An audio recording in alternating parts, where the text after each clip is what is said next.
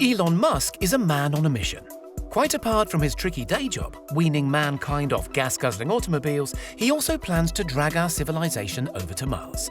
And he wants to do it soon. To this end, Musk has been frantically developing a pioneering interplanetary vessel known as STARSHIP, launching and iterating fresh prototypes at a frankly insane rate. But how does it all work? And what's inside that giant shiny cylinder that keeps crashing? Today, we gingerly venture onto the long-suffering Boca Chica launch pad for a sneak peek inside the Starship. During a recent interview with podcast host Joe Rogan, Elon Musk offered a typically smirk-inducing glimpse into the thought processes behind his signature rocket. Musk told Rogan he'd watched screwball Sacha Baron Cohen comedy The Dictator, in which a tin-pot leader of a fictional nation orders his engineers to make a rocket pointier in order to strike fear into the hearts of his enemies. And actually, that's also what I said. The same thing, Musk told Rogan. You know, Starship. We need to make it more pointy, he apparently informed his SpaceX team. Rogan asked Musk, quite reasonably, if a pointy rocket is significantly more aerodynamic than a blunt one. Musk replied that the new design is arguably slightly worse. Still, everyone thought it would be funny if we made the rocket more pointy, so we did.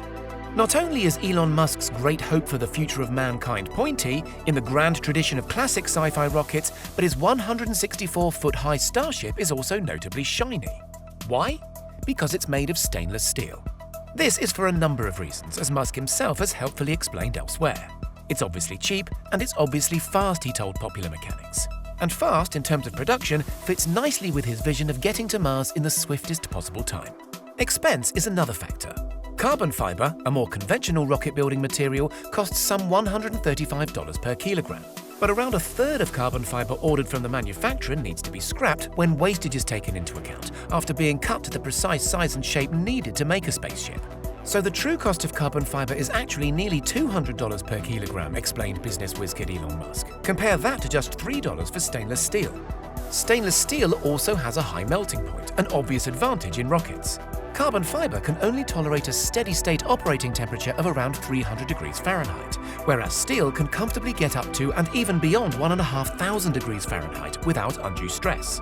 This is thanks in large part to its shiny, mirror-like thermal reflectivity. And when you consider SpaceX's choice of fuel, cold liquid oxygen and methane, stainless steel offers the additional benefit of not turning brittle at ultra-low temperatures. Ever the tinkerer, Musk has looked into superior forms of stainless steel for use on his Starship prototypes. The present alloy used, known as 301 stainless steel, certainly has a good pedigree and has seen action in space for decades. But as he tweeted last year, we should be able to do better in the 2020s than they did in, like, the 50s, you know. So I think we'll start switching away from 301 maybe in the next month or two. He goes on, helpfully, to be rather more specific. Some parts will use 304L as it has higher toughness at cryotemps. 301 stainless steel alloy comprises a blend of nickel, chromium and iron and is more resistant to corrosion. 304 is similar with a higher chromium content which makes it slightly less likely to corrode and slightly higher performing when it comes to bearing heavy loads at high temperatures. The rings you see running up the side of Starship prototypes every 1.8 meters are an artifact of the fact it's constructed using stainless steel, 1.8 meters being the standard maximum roll height of commercial steel. So what's inside that steel tube? Up on top, in the nose cone, we find the payload compartment. On current prototypes, this is left more or less empty, but in time it will be fitted out into a multi-functioning cargo bay. Alternatively, depending on the application, and certainly only after they've got the hang of landing, crew quarters here could hold about 100 people comfortably on a trip to Mars. However, that number could be increased, reckons Musk. You could conceivably have 5 or 6 people per cabin if you really wanted to crowd people in, he recently mused. But I think mostly we would expect to see 2 or 3 people per cabin, and so nominally about 100 people per flight to Mars. This payload bay would also host common areas, storage space, and a shelter where folks could hide out in lined chambers from potentially cancer-causing freak solar storms. Right now, phone footage taken by Musk himself up in the nose cone shows a spherical device known as a header tank. More on the fuel situation shortly, but while we're up here, it's worth pointing out the Tesla battery packs attached to car engines adapted from a design used in Tesla's production Model 3. What are they doing up here? The overarching design philosophy of Starship puts a premium on reusability, which means ultimately this giant steel beast has to land at some point. But unlike its much leaner SpaceX Falcon cousin, which lands vertically almost as a matter of course nowadays, Starship is so huge it needs to do something altogether more ingenious. To bring Starship most of the way to the ground, flaps are extended from the side of the rocket. The idea is these use Earth's atmosphere to slow the descent. As Musk puts it, you're trying to create drag rather than lift. It's really the opposite of an aircraft. This approach to landing, or at least getting close enough that Starship engines need less fuel for the last leg, requires much less fuel and hence weight than the Falcon method. The Tesla batteries and engines up top operate the actuators that extend the flaps. Clever stuff.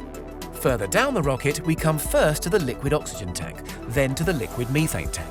This fuel mixture, unconventional compared to more traditional rocket fuels, was chosen by SpaceX for several reasons.